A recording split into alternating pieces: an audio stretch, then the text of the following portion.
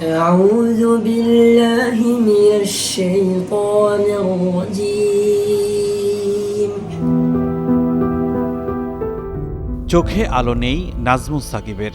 দুনিয়ার কোনো কিছুই তার দেখা হয়নি, এমনকি নিজের চেহারাটা কেমন সেটাও জানে না সাকিব। দেখার ভাগ্য হয়নি জন্মদাতা বাবা কিংবা মা কাউকেই।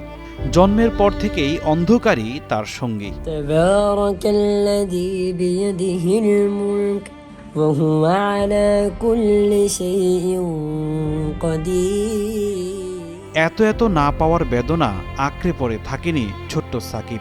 দারিদ্রতা আর সীমাহীন কষ্টের মাঝেও মাদ্রাসায় ব্রেল পড়ে কোরআন মুখস্থ করছে সে। রঙিন দুনিয়ার আলো তার চোখে ধরা না দিলেও কোনো অভিযোগ নেই, বরং মহান আল্লাহর কাছে কৃতজ্ঞতার শেষ নেই তার। আমার চোখ না থাকা সত্ত্বেও যে আমি আল্লাহ তাআলার কালামুল্লাহ শরীফ হিফজ করতে পারতেছি, এটা আমার আল্লাহ তাআলা কীভাবে শুকর আদায় করবো, সেটা আমি যদি এই সিজদায় থাকি বা যদি শুকর আদায় যদি শুরু করে তারপর শেষ করা যাবে না। এই মাদ্রাসার প্রতিটি শিক্ষার্থী অন্ধ। চোখে আলো না থাকলেও তারা আঁকড়ে ধরেছে পবিত্র কোরআনের আলোকে। ব্রেল বিন্দুর স্পর্শেই জাদু মাখা কণ্ঠে উচ্চারিত হচ্ছে কোরআন শরীফের আয়াতগুলো।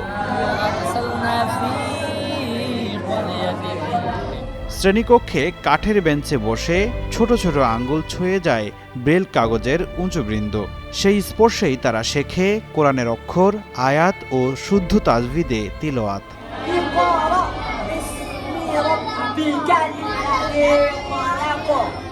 শিক্ষকদের অনেকে নিজেরাও দৃষ্টিহীন। পাঠদানে শুধু শিক্ষক হিসেবে নয়, বরং অবতীর্ণ হয়েছেন অভিভাবকের ভূমিকায়। আমি এখানে পড়াশোনা করেছি 2017 সালে ভর্তি হওয়ার পরে।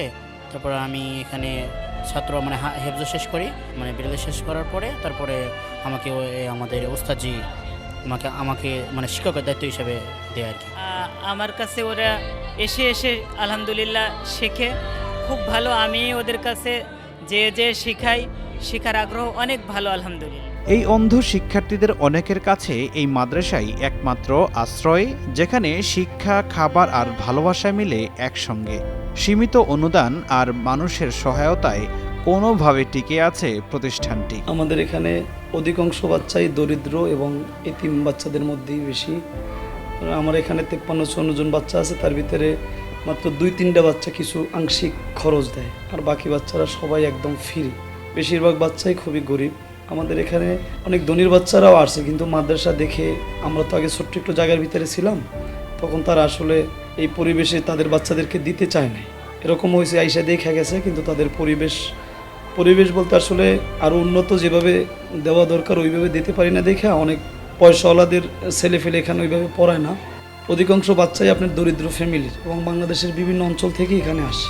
রাজধানীর ডেমরায় অবস্থিত প্রতিষ্ঠানটির পরিচালক আবুল কালাম আজাদ জানান, শিক্ষার আলো ছড়িয়ে দিতে নিজের সম্পদ দান করে দেন মাদ্রাসার নামে।